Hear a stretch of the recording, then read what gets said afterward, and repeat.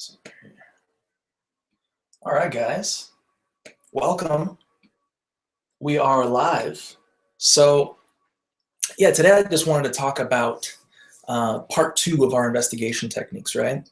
And again, we were going along the theme of surveillance and kind of understanding surveillance, how that goes. Last time we talked about different methods and the kind of introduction to surveillance, how you think about it, and also how you start, right? So today I want to kind of go over how you actually get into the nitty-gritty of things, if you will. So, you know, you're a PI, you're sitting in your car, you're in front of a house, and you're waiting for someone to get out and go on the move, and you need to find out where they're going or what they're going to be up to. You may need to know if they're going to go meet someone, where they go, you know, if they're going to work. There's so many different possibilities for how this works, right? But the main thing is that you need to follow them, and you need to follow them effectively, and you don't want to lose them. And you also have to follow traffic laws, right? So the first thing is that you always have to be on point. Okay, there's no dozing off, there's no falling asleep.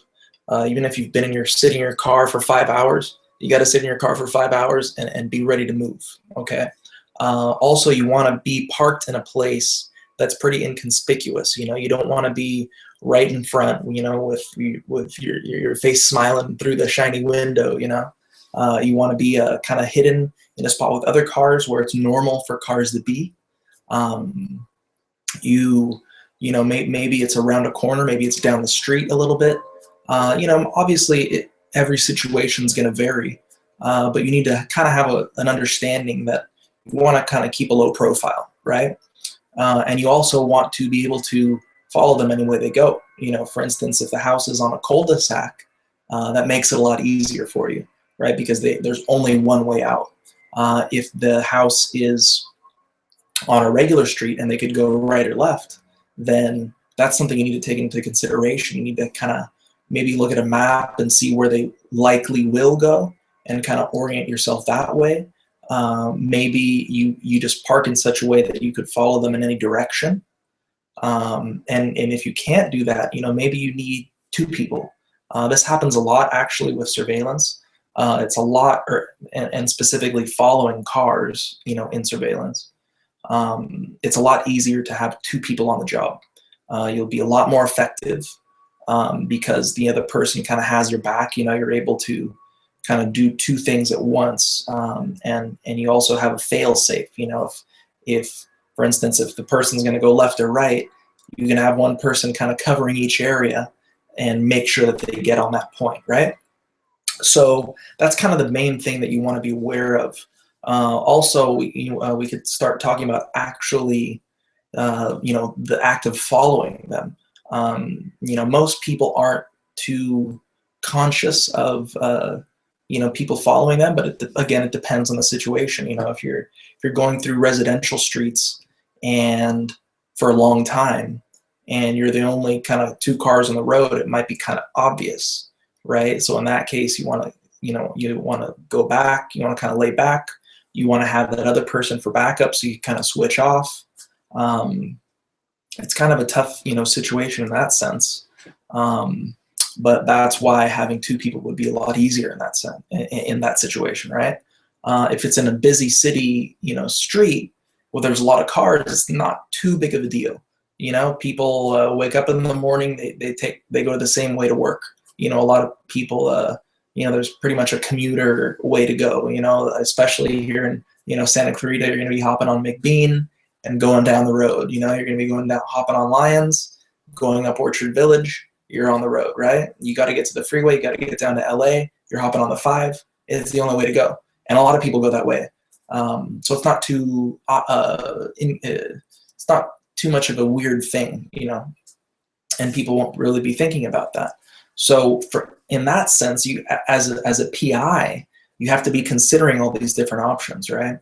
And every single case is unique. There's no two cases alike. Which is why you have to be really on point and sharp and ready to kind of go any way. Now, you have to follow the laws of the land, obviously, right? You can't break any laws and go speeding or going, jumping across the yellow lines to pass every which way and to get behind the person. You just can't do that. So it's this interesting balance that you have to find between following them closely and effectively, but not being too close, versus kind of following laws and the speed limits and not pulling any crazy maneuvers, right? Usually the hardest situation that you're going to come across is if they're pretty far ahead of you and you get stuck at a red light and you're behind other cars. In the worst case, if you get stuck behind a red light, you kind of pop a right turn and then a quick U-turn and then be on your way and still following them. If you're stuck behind other cars, really that's going to be your worst case scenario right there. Also, if they suspect that someone's following them, they might go down a street and pull a U-turn. And then, if you pull a U-turn right behind them, that's it. You're caught, and they see you, right? So you have to kind of be very aware of this and very cognizant of the situation. Here in Valencia, in the Santa Clarita area, the roads are pretty open. It's pretty clear. You're not going to be worried about that too much. And honestly, people aren't. I would say most people aren't really thinking about people following them. So as a PI, it might be a little easier ground over here for you to do it effectively. Now that being said, most cases in Los Angeles happen all over the city, right? From down to Orange County up to up to Ventura. There's really, people are very spread out over here. So you're going to have a lot of different situations. But as far as Santa Clarita goes, that's pretty much how this part of it goes. Next time, our next conversation, I'll probably talk about, I guess actually probably like data acquisition and reporting, because that's pretty important. If you don't get do the right type of reporting, your whole surveillance mission is nullified, right? Donezo. And that's because you have to do things effectively. You have to do things the way that it's going to be held up in court, right? Towards a legal standard. So you kind of got to take all these things into consideration, which is why the private investigation field is so interesting and what makes it kind of unique and special, right? So anyway, I hope you guys enjoyed. I hope you found this helpful, and I look forward to helping you guys out again soon. Take it easy.